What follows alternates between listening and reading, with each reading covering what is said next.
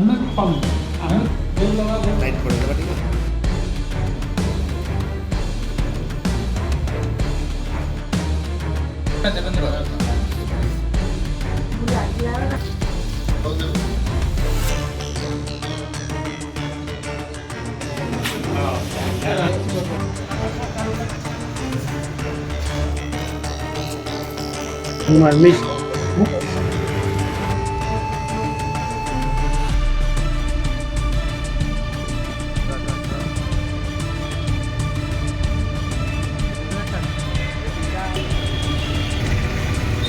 ମୁଁ ହେଉଛି Snehasish Sahu additional SP Keonjhar.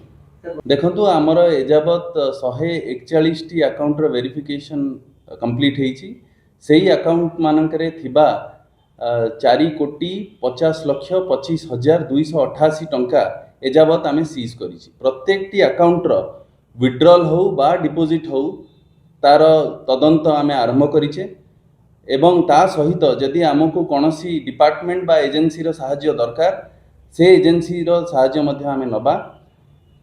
ଆପଣମାନଙ୍କୁ ମୁଁ କହି ରଖେ ଯେ ଯେଉଁଦିନ ଆମର 17/1/2026ରେ ଆମେ ଯେଉଁ କରିଥିଲେ ରେଡ୍ କରିଥିଲେ ତା ସେହି ସମୟରେ ଆମେ ଅଲଗା ଡିପାର୍ଟମେଣ୍ଟକୁ ମଧ୍ୟ ଇନଭଲ୍ଭ କରିଥିଲେ ଏବଂ ସେଥିରେ ଯେଉଁ ଯେଇମାନେ ଇନଭଲ୍ଭ ଥିଲେ ଆମର ମପାଛୁପା ହେଇଥିଲା, ବିଲ୍ଡିଂର ମପାଛୁପା ହେଇଥିଲା, ଆମର ଜମି ଜମାର ମପାଛୁପା ମଧ୍ୟ ହେଇଥିଲା। ତାର ବି ଭ୍ୟାଲୁଏସନ୍ ଚାଲିଛି। ପରବର୍ତ୍ତୀ ସମୟରେ ଆମର ଡିଟେଲ୍ଡ फाइनेंशियल इन्वेस्टिगेशन आम कोर्ट सम्मुखें प्रस्तुत करके सबमिट करवा।